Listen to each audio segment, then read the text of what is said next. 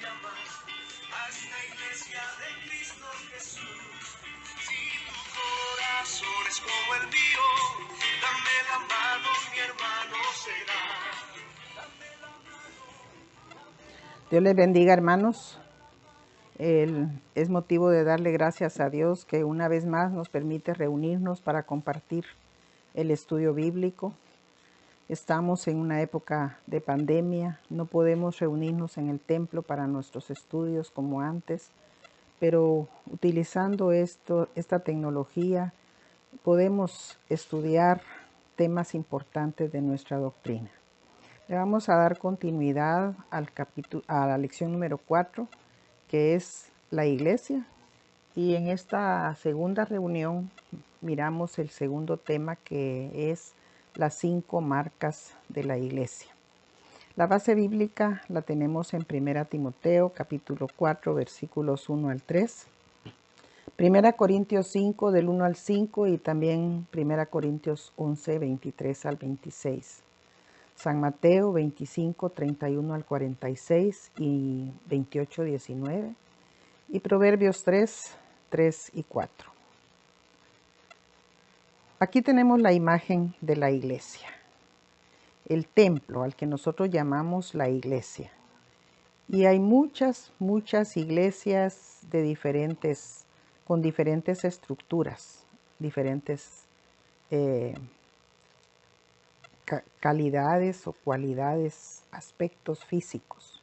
Unas muy modernas, otras pequeñas casas donde se reúnen grupos pequeños y que se llaman iglesias con diferentes nombres en diferentes ciudades. El tema de las 5 marcas de la iglesia surge porque independientemente de cómo haya sido nuestra llegada a la vida cristiana y también el conocimiento que tengamos de la fe, puede ser que un día nosotros nos planteemos la pregunta: ¿cuál es la iglesia verdadera? ¿Será mi iglesia la iglesia verdadera? O si nosotros no nos planteamos esa pregunta porque estamos seguros en qué iglesia estamos y dónde estamos, puede ser que alguna persona nos diga: ¿usted sabe cuál es la verdadera iglesia? Esta es una pregunta que ha surgido en las comunidades. Las comunidades que antes solo veían la iglesia católica, ahora ven, por muy pequeñas que sean, 4, 5, 6 o más iglesias. Y ellos no saben, no entienden cuáles son las características de cada una y no entienden tampoco cuál es la correcta, cuál es la verdadera. De esa pregunta han surgido las diferentes doctrinas que vemos y por ver esas diferencias en las doctrinas, pues la pregunta sigue siendo importante. Como les digo, con tantas iglesias o denominaciones cristianas que hay diversas formas de adorar a Dios, diferentes doctrinas, y se proclama, ¿verdad?, esas diferencias, porque eso es lo que nos hace a nosotros ser iglesia presbiteriana, a otros les hace ser iglesia evangelio completo, etc. Ahora, ¿cómo podemos reconocer a una iglesia verdadera? No la iglesia verdadera, sino una iglesia verdadera. Yo quiero que hagamos esta diferencia porque no es lo mismo decir la iglesia verdadera es la iglesia de Cristo. Esa iglesia, esos miles o millones de personas que forman la verdadera iglesia de Cristo, y que se van a ir a disfrutar de una vida eterna. Ahora, ¿cuál es o cómo reconocer a una iglesia local verdadera?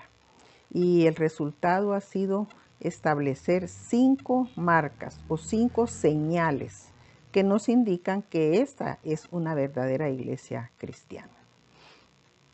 La primera marca es la verdadera predicación. Una de las características de la iglesia verdadera es que se preocupa por una buena y verdadera predicación de la Biblia. Fíjense que estoy hablando de predicación de la Biblia, porque puede haber al frente un pastor o un líder con una capacidad extraordinaria para predicar, pero puede ser que no esté predicando de la Biblia. Entonces, la primera marca es que en esa iglesia se predique la Biblia.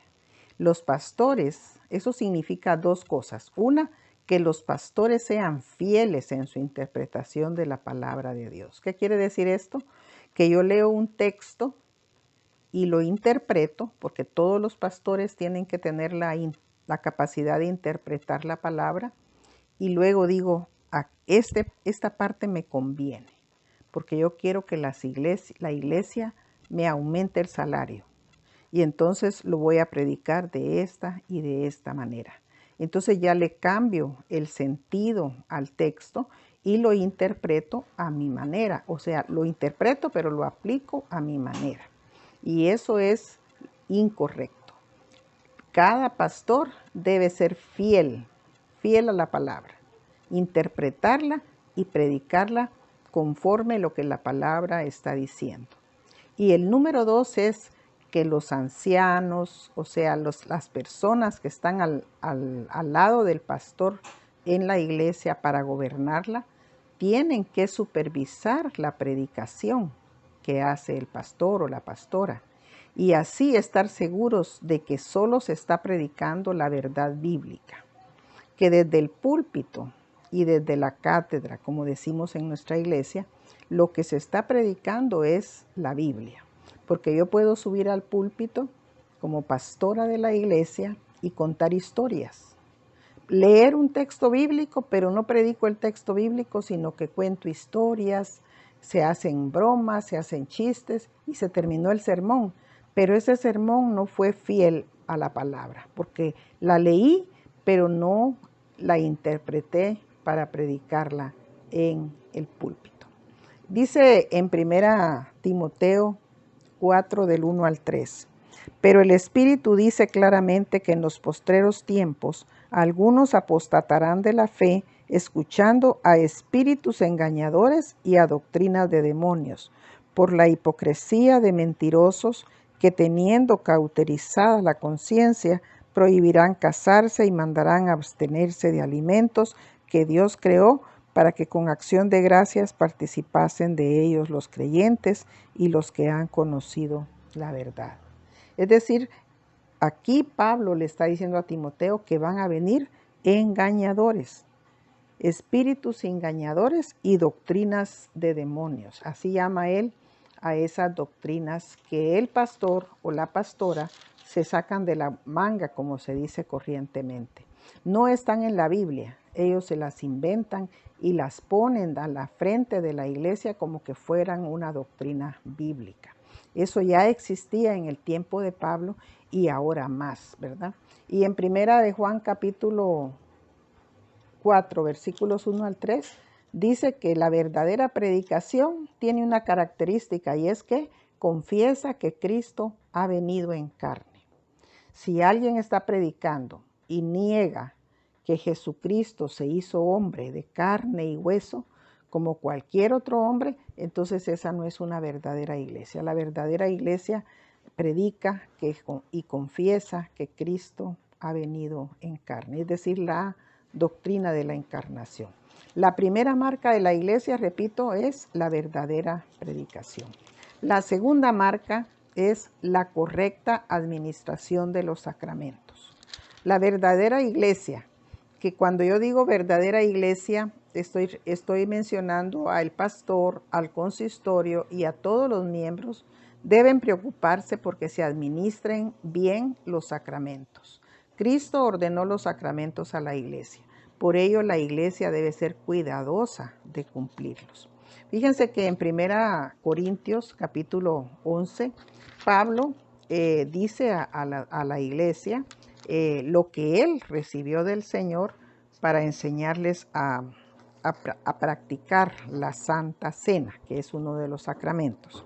Y él dice, ¿verdad? Porque yo recibí del Señor lo que también os he enseñado, que el Señor Jesús, la noche que fue entregado, tomó pan y habiendo dado gracias lo partió y dijo: tomad, comed, esto es mi cuerpo que por vosotros es partido. Y asimismo tomó también la copa y les dijo: esto es mi sangre. Es decir, hay una enseñanza y la iglesia verdadera va a administrar correctamente los sacramentos. Y administrarlos correctamente quiere decir administrar el pan y el vino, y entendiendo que son símbolos del cuerpo y la sangre de Jesús. Ahora, si nosotros seguimos leyendo, después del versículo 26, dice: de manera que cualquiera que comiere este pan o bebiere esta copa del Señor indignamente, será culpado del cuerpo y de la sangre. Es decir, comerla indignamente significa no comerla correctamente. Cuando yo como la Santa Cena indignamente, cuando yo estoy en disciplina y en la iglesia me permiten que yo participe de la Santa Cena. O tal vez no estoy en disciplina, pero estoy en pecado. Estoy en un pecado evidente. Todo el mundo lo sabe. No es un secreto que yo estoy en pecado. Pero la iglesia no ha dicho nada y entonces voy y participo indignamente del cuerpo de Cristo. También en la situación, dice Pablo en el versículo 28, por tanto, pruébese cada uno a sí mismo y coma así del pan y beba de la copa, pero antes hay que probarnos, ¿verdad? Eso es lo que está diciendo, porque si nosotros la comemos indignamente, sin discernir el cuerpo del Señor, juicio comemos y bebemos para nosotros mismos. Y por eso dice Pablo, hay muchos enfermos y debilitados entre nosotros. Estas personas que estamos tal vez participando indignamente. La segunda marca de la iglesia es la correcta administración de los sacramentos. La tercera es el fiel ejercicio de la disciplina. Una señal de la iglesia verdadera es que mantiene la disciplina, porque la iglesia es santa.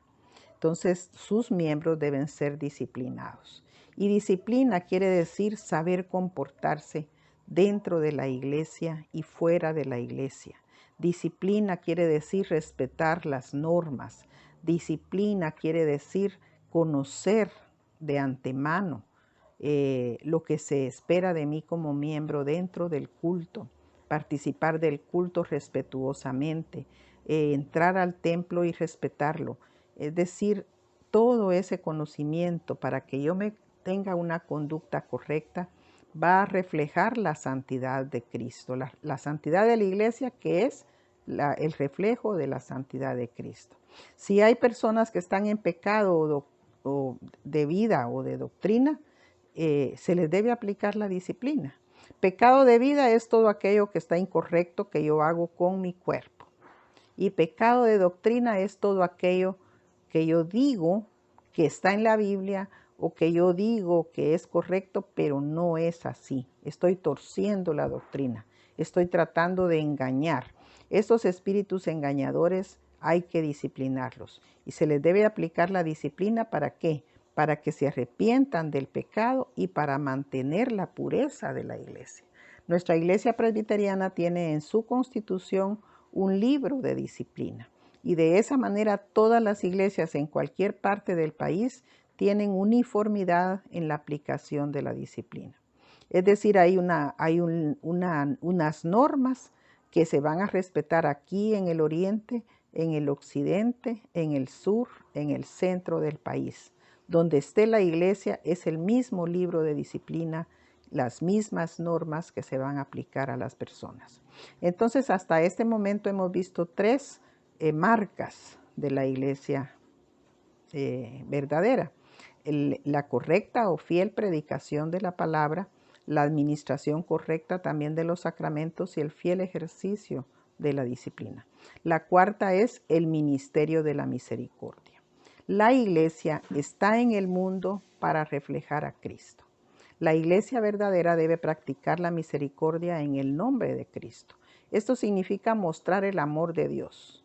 ¿Y cómo se muestra el amor de Dios? Ayudando a las personas que viven en pobreza, que tienen alguna necesidad y no tienen cómo satisfacer esa necesidad.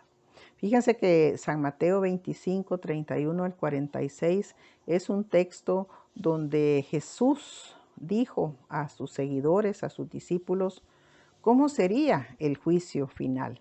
Y dice que en el juicio final el Señor se sentará en un trono y pondrá las ovejas a la derecha y los cabritos a la izquierda, y les va a decir a unas, venid benditos de mi Padre, disfrutad de la vida eterna, porque tuve hambre y me disteis de comer, tuve sed y me disteis de beber, estuve desnudo y me cubristeis, estuve enfermo y me visitasteis, estuve preso y vinisteis a mí, estuve sin hogar y me disteis hospedaje. Entonces, este texto también habla de lo negativo, es decir, a los que se van a ir al infierno. ¿Por qué? Porque tuve hambre y no me disteis de comer. Fíjense que es un texto en donde se refleja lo que el Señor quiere o espera al final de los tiempos. Tal vez no espera que tengamos nuestra Biblia bien forrada, porque así se protege. No espera que tengamos un récord en asistencia al templo, pero sí espera que si hay alguien con sed le demos un vaso de agua, si hay alguien que no tiene ropa buena le pongamos una camisa nueva, un vestido nuevo, es decir, que hagamos misericordia. Las iglesias tienen la junta de diáconos que es encargada de la beneficencia, pero algo que todo cristiano debe aprender es que la ayuda al necesitado es responsabilidad de todos y no solo de los diáconos. Los diáconos van a hacer una actividad, se recaudan víveres, se dan 5 canastas de amor a 5 personas. Pero los demás miembros van a hacer ese mismo trabajo con aquella persona que esté en su camino, que Dios ponga en su camino. Una necesidad que Dios ponga en su camino, también ellos la van a cubrir con misericordia. Jesús tuvo misericordia de las personas y nosotros para poder reflejar a Jesús tenemos que tener misericordia de las personas. Y la última de las marcas es la evangelización. La iglesia verdadera debe de cumplir con este mandato. En San Mateo 28, 19 dice que Jesús mandó a sus seguidores, id por todo el mundo y haced discípulos, bautizándolos en el nombre del Padre y del Hijo y del Espíritu Santo. Si los seguidores de Jesús no hubieran cumplido esta tarea, no existieran iglesias cristianas en todo el mundo. Pero ellos lo hicieron, ellos sí fueron por todo el mundo extendiendo el ministerio cristiano, haciendo estas 3 cosas, porque esa tarea de extender la fe cristiana, de trabajar para que las personas dejen la vida de pecado y se arrepientan y vengan a Cristo, es a lo que se le llama evangelización. En este versículo 19 nosotros vemos que Jesús ordenó hacer 3 cosas.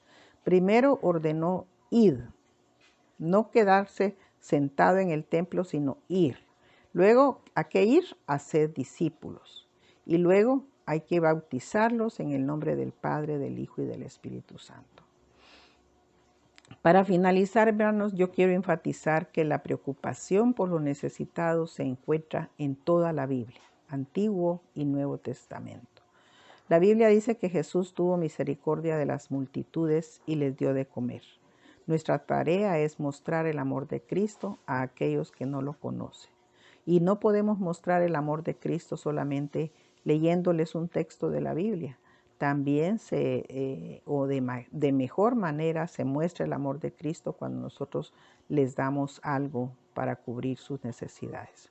Vamos a hacer un ejercicio de memorización con un texto del Antiguo Testamento que nos recuerda que todos debemos practicar la misericordia, una de las cosas que a Dios le agrada. Este texto dice, nunca se aparten de ti la misericordia y la verdad.